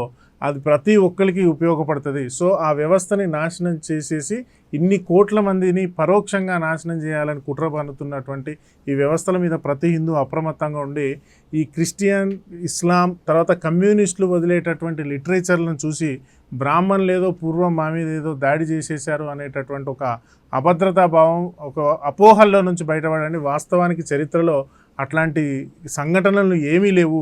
ఈ ఇస్లాం, క్రిస్టియన్లు వచ్చిన తర్వాతనే భారతదేశంలో హిందువుల మీద జరిగిన దాడులు తప్ప బ్రాహ్మణులు ఎక్కడా వివక్ష కానీ తర్వాత ఈ రకమైనటువంటి దుర్మార్గాలు కానీ చేయలేదు. ఇదంతా ఒక లిటరేచర్ జనాలలో పంపించి జనాల్ని తప్పుదోవ పట్టించేటటువంటి వ్యవస్థ. దీని మీద ప్రతి ఒక్కరు అవగాహన తెచ్చుకోండి, వాళ్ళ యొక్క మాయలో పడకండి. రెండు, ఈ తర్వాత ఈ ఇంతకుముందు మనం చెప్పుకున్నాం నాస్తికులని హేతువాదులు అంటారు, తర్వాత బహుజనులు అంటారు. ఇట్లా ఒక్కొక్కడు ఒక్కో ముసుగేసుకుంటాడు. కానీ ఆ ముసుగు యొక్క ప్రతి అర్థం, ప్రతి ముసుగు యొక్క పరమార్థము హిందుత్వాన్ని నాశనం చేయడమే. సో వాళ్ళ నిజం అంటే అబద్ధం అనేది ఎంత దూరం ప్రచారం చేస్తుంది అంటే నిజము అనేటటువంటిది వెలగనంత వరకు, అబద్ధం అనేది ఒక చీకట్లాగా మనం అనుకుంటే నిజం అనేటటువంటి దీపాన్ని వెలిగించినంత వరకు ఈ అబద్ధము ప్రపంచం అంతా పాకిస్తుంది. కానీ ఒక్క దీపం కనుక వెలిగిస్తే ఆ అబద్ధం ఎట్లా మాయమైపోతుందో, ఆ చీకటి ఎట్లా మాయమైపోతుందో అట్లా అబద్ధాలు కూడా నాశనం అయిపోతాయి. కొంతమంది ఇంటలెక్చువల్స్ కానీ దీని గురించి ఆలోచించేటటువంటి వాళ్ళు కానీ నిజాల్ని చెప్తే చాలు. భారతదేశం చరిత్రలో ఉన్నటువంటి నిజాల్ని, సమాజంలో ఉన్నటువంటి నిజాల్ని చెప్తే వీళ్ళు ఈ నాస్తిక హేతువాద కమ్యూనిస్టు ముసుగుల్లో హిందుత్వాన్ని నాశనం చేయాలనుకునేటటువంటి వాళ్ళ యొక్క కుట్రలు కుతంత్రాల్ని నిజాల ద్వారానే పోగొట్టగలము. వాళ్ళు కూడా సిగ్గుపడతారని సిగ్గే ఉండదు అండాలకు. వాళ్ళకి సిగ్గుంటుందని అయితే మనం అనుకోక్కర్లేదు. వాళ్ళు దులిపేసుకొని వెళ్ళిపోతారు. ఇప్పుడు రంగనాయకమ్మ క్లియర్ ఎగ్జాంపుల్. ఆయన రమ్మనండి డిబేట్కి రాదు. సో చర్చలకు వాళ్ళు రారు, ఎందుకంటే వాళ్ళకి జ్ఞానం లేదు. సో మనం నిజాన్ని ప్రచారం చేద్దాము, మన యొక్క నిజమైన చరిత్రను ప్రచారం చేద్దాం, వాస్తవాన్ని. సో భాస్కర్ రాజు గారు మీరు చివరిగా చెప్పేది ఏమన్నా? ఫస్ట్ నేను హిందూ సమాజానికి ఇచ్చేది అంటే ఇది కేవలం బ్రాహ్మణులకు కాదు. బికాస్ బ్రాహ్మణత్వం అంటే నాలెడ్జ్. సో నాలెడ్జ్ కలిగిన ప్రతి హిందువు కూడా బ్రాహ్మణుడే. సో అందరము మనం ఫస్ట్ ఏకం కావాలి. సో యూనిటీ ఫస్ట్ ముఖ్యం. రెండవది కళ్యాణ్ చెప్పినట్టు పొలిటికల్ కూడా చాలా ముఖ్యం. హిందువులందరూ ఓటు బ్యాంకుగా ఏర్పడి మనకు మంచి చేసేవాడిని ఎన్నుకోవాలి. కానీ ఏదో గవర్నమెంట్ వచ్చి నాకు ఫ్రీ బస్ పాస్ ఇస్తుంది, 2 రూపాయల కిలో బియ్యం ఇస్తుంది, ఇది కాదు. అసలు మనమే లేనప్పుడు, మన ఉనికినే లేనప్పుడు 2 రూపాయల కిలో బియ్యం తీసి ఏం చేసుకుంటాం? ఏం చేసుకోలేము. సో మనకు కావాల్సింది ఏంది? మన ఉనికిని కాపాడుకోవాలి. అది కాపాడుకోవాలంటే ఓటు బ్యాంక్గా ఏర్పడాలి. మనకు మంచి చేసే పొలిటికల్ పార్టీని మాత్రమే ఎన్నుకోవాలి. అది ఏ పొలిటికల్ పార్టీయా మీరు డిసైడ్ చేయండి. ఎందుకంటే ఈ మిగతా మతాలన్నీ అదే చేస్తున్నాయి ఈరోజు. ఇక మూడోది ఏంటంటే ప్రశ్నించడం నేర్చుకోండి. ఎప్పుడైతే ప్రశ్నించడం నేర్చుకుంటామో ఈ 3 మతాలు ఆల్మోస్ట్ అక్కడి నుంచే అంతే ఎండ్ అయిపోతాయి. ఎందుకంటే నాకు తెలిసి ఈ మూడిట్లో కూడా ప్రశ్నను తట్టుకొని నిలబడి సమాధానం ఇచ్చే కెపాసిటీ లేదు, వాళ్ళ గ్రంథాలలోనే లేదు. కాబట్టి ప్రశ్నించడం కనుక మనం నేర్చుకుంటే ఇది వెరీ ఈజీ. ఇక నాలుగోది ఏంటంటే బ్రాహ్మణ సమాజం అంటున్నారు, ఎవరు భయపడాల్సిన అవసరం లేదు. ఎందుకంటే పిరికి వాళ్ళే దాడి చేస్తారండి, పిరికి వాడే దాడి చేస్తాడు. నిజంగా మీకు సబ్జెక్ట్ ఉంది, సరే ఒక వ్యక్తి ఏదో తప్పు చేశాడు, బ్రాహ్మణ సమాజం తప్పు చేసింది, వచ్చి చెప్పు, చర్చించు మాతో ఏం తప్పు చేసిందో. అలాంటంటే నేను 1000 తప్పులు కమ్యూనిస్టులు, ముస్లిమ్స్, క్రిస్టియన్స్ చేసినవి చెప్తాను. ఈవెన్ బైబుల్లో ఉంటుంది, ఆ బైబుల్ దేవుడి దగ్గరికి వెళ్తే, అన్యుడు వెళ్తే వాడిని చంపేయమని ఉంటుంది. మరి ఇంకా ఘోరం కదా అది. ఒక బ్రాహ్మణుడు ఏదో మడి ఆచారం కోసం ఒక వ్యక్తిని దూరం పెట్టాడు అనుకుందాం, అక్కడ ఏ సైమన్ ఉంది.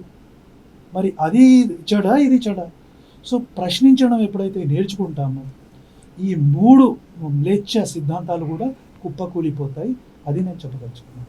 చాలా మంచి విషయాలు బయటకు వచ్చాయండి. ఈ అర్చకులు బ్రాహ్మణుల పైన దాడుల వల్ల ముఖ్యంగా బ్రాహ్మణులు భయపడకూడదు అనేటువంటిది చాలా ముఖ్యమైనటువంటి విషయము. వీళ్ళు కూడా తమ నాలెడ్జ్ని కూడా పెంచుకోవాలి. సమాజంలో చదువుకున్నటువంటి వాళ్ళందరూ కూడా ఇదంతా మన వారసత్వం, ఇదొక మేధో వారసత్వం, అంటే ఇంటలెక్చువల్ హెరిటేజ్ అంటాం చూడండి. ఏదైతే మన భారతీయ మతాల సిద్ధాంతం ఉన్నదో ఇదంతా మన మేధో వారసత్వం. మనం అందరం కూడా దీనికి వారసులు. ఇది వీళ్ళెవరో బ్రాహ్మణులు మాత్రమే వారసులు కాదు. కాబట్టి మనం అందరం కూడా దీన్ని రక్షించుకోవాలి. ఎందుకంటే సిద్ధాంతంలో ఇంత విశాలమైనటువంటి దృక్పథం ఉన్నది, ఇంత ఉదారభావం ఉన్నది. మనం ఇప్పుడు ఏదైతే మనము ఇన్క్లూజివ్నెస్, తర్వాత లిబరలిజం ఇవన్నీ అంటున్నామో ఇవన్నీ మన సిద్ధాంతంలో ఉన్నది, భగవద్గీతలో ఉన్నది ఇవన్నీ కూడా. సో కాబట్టి ప్రతి ఒక్కరు కూడా మన సిద్ధాంతాన్ని కొంచెం తెలుసుకోవాలి. అంతేకాకుండా మీరు అన్నట్టుగా ప్రశ్నించడం నేర్చుకోవాలంటే ఎదుటివాడి సిద్ధాంతాన్ని కూడా చదవాలి. ఎందుకంటే మన ట్రెడిషన్లో ఒక ముఖ్యమైనటువంటి బలం ఏంటంటే శాస్త్ర చర్చలు జరిగేవి. శాస్త్ర చర్చల్లో ఏంటంటే నా సిద్ధాంతం ఇది, నీ సిద్ధాంతం ఏంటో చెప్పు అని చెప్పని డిబేట్ చేసుకునేటువంటి వాళ్ళు అనమాట. సో ఇప్పుడు ఎవరో ఉదాహరణకి శంకరాచార్యులు ఉన్నాడు అనుకోండి, ఆయనకి ఎవరో మీమాంసకులతోనో తార్కికులతోనో సిద్ధాంతం డిబేట్ చేస్తుంటాడు. ఆ సిద్ధాంతాన్ని పూర్తిగా చదువుకొని దానిలో ఉన్నటువంటి లోట్లను చూపించేవాడు అనమాట. సో ఆ విధంగా మన మేధావులు కూడా అందరూ తెలుసుకోవాలి. ముఖ్యంగా మనం వివేకానంద సాహిత్యం చదివినా కూడా చాలా విషయాలు తెలుస్తాయండి. ఎందుకంటే వివేకానందుడు ఆయన బ్రాహ్మణుడు కాదు కదా. ఆయన వెళ్ళి చెప్పింది ఏంటి, మొట్టమొదటిగా విదేశాలకు వెళ్ళి మన సిద్ధాంతాన్ని చెప్పాడు. ఏది ఉపనిషత్తుల్లో ఉన్నటువంటి సిద్ధాంతాన్ని, భగవద్గీతలో ఉన్నటువంటి సిద్ధాంతాన్ని ఆయన వెళ్ళి చెప్తే ప్రపంచానికి అప్పుడు అంత కనువిప్పు కలిగింది. అరే ఇంత గొప్ప మతాన్న మనం మార్చేది అని చెప్పని వాళ్ళు అనుకున్నటువంటి సందర్భం అక్కడ రికార్డ్ అయినటువంటి దానిలో రికార్డ్స్లో ఉంది. ఇంత గొప్ప సిద్ధాంతాన్ని మనం మార్చడం అనేటువంటిది ఫూలిష్ అని అక్కడ వాళ్ళే అనుకున్నారనమాట. బట్ అయినా కూడా చర్చ అనే దానికి వాడి అజెండా వాళ్ళకు ఉంటుంది. కాబట్టి మనము ఇప్పుడు ఒక మేధోపరమైనటువంటి దాడిని ఎదుర్కొంటున్నాము. కాబట్టి మనము బాగా ఇంటలెక్చువల్గా కూడా ఎదగాలి, ప్రచారం చేయాలి. భయపడకూడదు. అందరినీ బ్రాహ్మణులు కూడా అందరినీ కలుపుకొని వెళ్ళేట్టుగా ఉండాలి అని నేను చెప్తూ. అయితే ఒక్క పాయింట్ మీకు యాడ్ చేస్తాను. చెప్పండి. సీతారాం గోయల్ గారు తన బుక్లో ఒక మంచి మాట చెప్తారు. ఈరోజు సైద్ధాంతికమైన దాడి మనం చేయకుంటే రేపొద్దున కత్తులు పట్టుకొని యుద్ధం చేయాల్సి వస్తుంది. అవును, కరెక్ట్ అండి. సో ప్రశ్నించడం అనేది ఎంత ఇంపార్టెంటో ఆయన మాట బట్టి. ఇన్ఫ్యాక్ట్ ప్రశ్నించడం అనేటువంటిది నేను ఇటీవల మళ్ళీ సత్యార్థ ప్రకాశ్ చదివాను, దయానంద సరస్వతి. ఇప్పుడు 10వ శతాబ్దం నుంచి మనపైన ఇన్ని దాడులు జరుగుతున్నా కూడా ఒక ఇండియన్ మేధావి కూడా ఎదుటి మతాలపైన, వేరే మతాలపైన వాళ్ళని పూర్వపక్షం చేసి దానిలో చర్చించలేదు. మొట్టమొదటిగా వాటిని గురించి చర్చించి ఒక పుస్తక రూపంలో రాసి చర్చించినటువంటి వాడు మహర్షి దయానంద, ఆర్య సమాజి వాడు. అంతవరకు మనకి ఇంతమంది పండితులు ఉన్నారు, ఎంతమంది శాస్త్ర ట్రెడిషన్స్ ఉన్నాయి, స్కూల్స్ ఉన్నాయి, వాళ్ళు కనీసం ఇస్లాంను కానీ క్రిస్టియానిటీని కానీ స్టడీ చేసినట్టు రికార్డ్ ఎక్కడ లేదు. సత్యార్థ ప్రకాశలో మాత్రం ఆయన చాప్టర్ నెంబర్ 11 and 12 ఏదో 13 and 14 ఆ చాప్టర్స్లో వాళ్ళు క్రిస్టియానిటీని, ఇస్లాంను కూడా రెండింటిని కూడా పూర్వపక్షం చేసి వాటిని కంప్లీట్గా ఇస్లాంలో వాళ్ళు ఏవే ఉన్నాయి, రకరకాలైనటువంటి దారుణమైనటువంటి ప్రావిజన్స్, అలాగే క్రిస్టియానిటీలో ఉన్నటువంటి దారుణమైనటువంటి ప్రావిజన్స్ అవన్నీ కూడా మొట్టమొదటిసారిగా రాశాడు. సో ఆ విధంగా మనము దాన్ని చదవాల్సిన అవసరం చాలా ఉందండి. చదివినప్పుడే మనం సైద్ధాంతిక పోరాటం చేసినప్పుడే రేపు పొద్దున్నే కత్తుల పోరాటాన్ని ఆపగలము. సైద్ధాంతిక పోరాటం చేయకుంటే కత్తుల పోరాటాన్ని ఆపలేము. ఆ కత్తుల పోరాటంలో అది ఎలా ఉంటుందంటే మన వాళ్ళే మనపైకి వస్తారు. కత్తుల పోరాటంలో మొట్టమొదట ఎప్పుడైతే బ్రాహ్మణుడు అనేటువంటి ఎలిమినేట్ అవుతాడో, ఆ తమిళనాడులో చెప్పినట్టుగా వీళ్ళు బ్రాహ్మణులు 3% ఉన్నారు, మనం కూడా వాళ్ళందరినీ కూడా ఎలిమినేట్ చేసేస్తే మనలో ఒకవేళ 3% పోయినా కూడా ఇంకా 94% మనం ఉంటాం కదా అని చెప్పని ఆయన ఎవరో ఒక క్యాల్కులేషన్ కూడా ఇచ్చాడు. సో ఆ విధంగా కత్తుల దాడిలో మనం అది కుదరదు. కత్తుల దాడిలో మనం ఎదుర్కోవడం అనేటువంటిది కుదరదు. కాబట్టి కత్తుల దాడిని మనం తగ్గించుకోవాలంటే సైద్ధాంతిక దాడి చేసి తీరాలి అని చెప్పని, దాడి కాకపోయినా అవేర్నెస్ మనం పెంచుకోవాలి, ప్రశ్నించాలి. అది ఈ విధంగా మనం మనకు వచ్చినటువంటి ముఖ్యమైనటువంటి విషయాలండి. కాబట్టి మన బ్రాహ్మణులు, అర్చకులు అందరూ కూడా, అంతేకాకుండా హిందూ సమాజం అంతా కూడా ఇది అందరి యొక్క కలెక్టివ్ బాధ్యత అనేటువంటి విషయాన్ని తెలుసుకోవాలని చెప్తూ ఇంతటితో ఈ చర్చను ముగిస్తున్నాం. నమస్తే.